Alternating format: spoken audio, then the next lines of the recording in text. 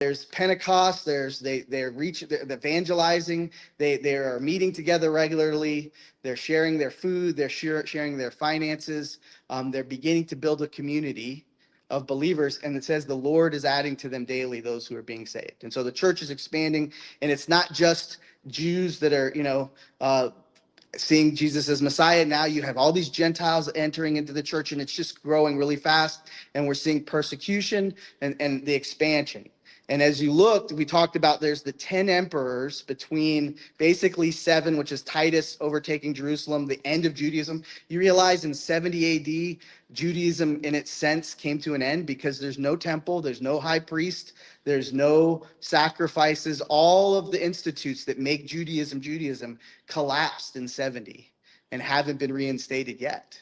And so all that stuff came to an end. And here you have the birth of the church. And for this time period, for about 300 years, you have 10 emperors that want to wipe Christianity off the face of the earth.